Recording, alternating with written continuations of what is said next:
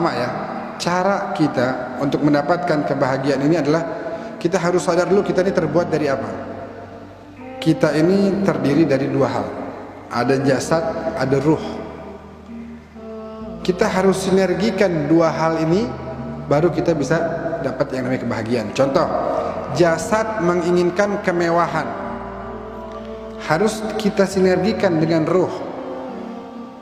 Kalau seandainya hanya mengharap kemewahan, apapun caranya, misalnya dengan korupsi, dengan mencuri, dengan mengambil hak orang lain, maka ruh ini akan berontak. Orang yang korupsi mungkin di ATM-nya punya duit ratusan juta atau bahkan mungkin miliaran, tapi karena dia punya ruh itu menolak, maka dia nggak akan bisa menikmati apa yang telah dia miliki, karena caranya nggak benar. Jasad menginginkan makanan yang lezat, kembalikan kepada ruh.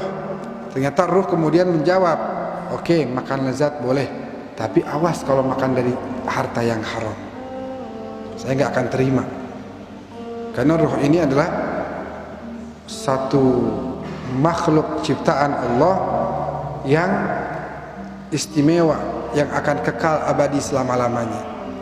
Kalau kita udah meninggal, jasad kita udah jadi makanan cacing, tapi ruh tetap kekal dan abadi untuk kemudian hidup di yaumil akhir.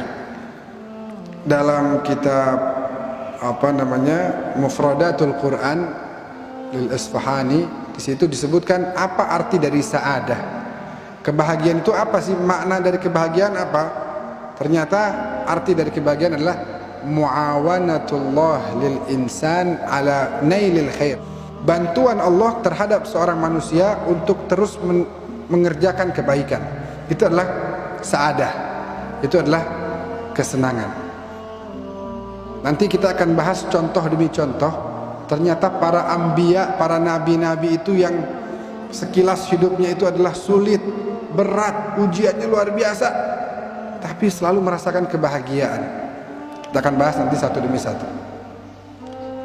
Karena itulah ketika mereka dekat dengan Allah, apapun kondisi yang Allah tetapkan buat mereka, mereka merasa senang karena mereka dekat dengan Allah Subhanahu wa taala. Siapa makhluk yang paling bahagia di muka bumi? Dialah kekasih kita baginda Rasulullah sallallahu alaihi wasallam. Siapa makhluk yang paling celaka? Dialah iblis. Tinggal kita lihat perilaku kita seperti siapa, seperti Rasulullah atau seperti iblis. Kalau seperti Rasulullah, maka kita akan bahagia. Kalau seperti iblis, maka kita akan sengsara, celaka, rugi selama-lamanya. Kita lihat dalam Maulid Al-Habsyi, ini bicara tentang kebahagiaan. Al-Habib Ali bin Muhammad bin Hussein Al-Habsyi ini, kalau kita lagi mahallul qiyam berdiri, itu ada satu ungkapannya, marhaban bika inna bika nus'ad. Sesungguhnya bika nus'ad. Ada orang ngomong begini, ini beda nih antara inna nus'ad bika atau inna bika nus'ad. Beda.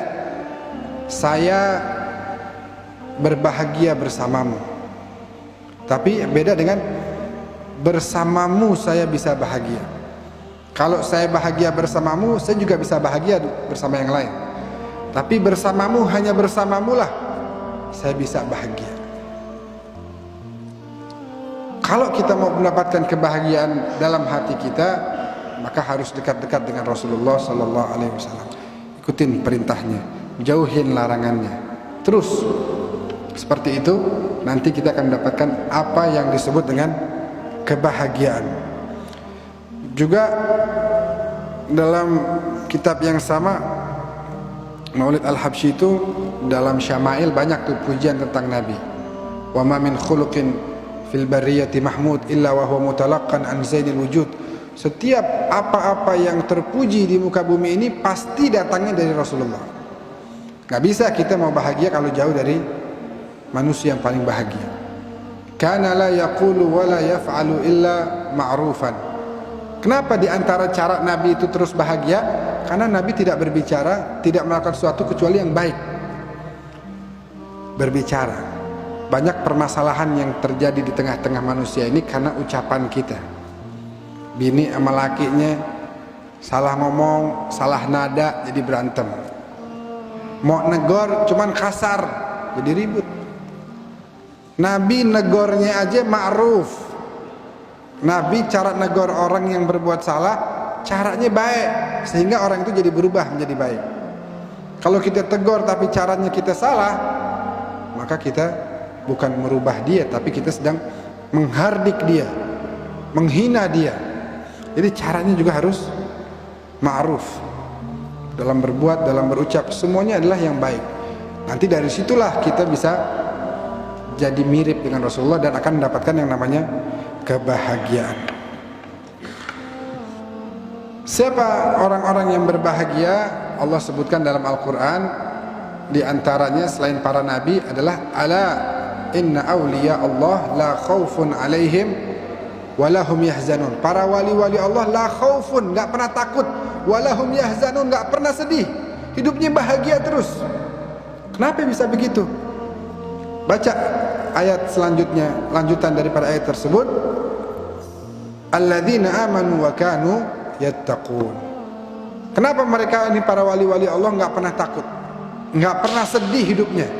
Karena mereka beriman. Wa kanu yattaqun. Di sini fi'il mudhari, dan mereka terus menerus senantiasa bertakwa. Bukan sekali bertakwanya, bukan 2 kali bertakwanya, tapi nggak berhenti, terus senantiasa bertakwa kepada Allah. Inilah aulia Allah. Ya, itulah aulia Allah. Lanjutannya apa? Lahumul busyra fil hayatid dunya. Bagi mereka lah kabar gembira dalam kehidupan dunia. Jadi dan akhirat tentu udah pasti. Tapi mereka ini orang-orang yang yattaqun, terus menerus mendapatkan kabar gembira dan kebahagiaan dari Allah Subhanahu wa ta'ala.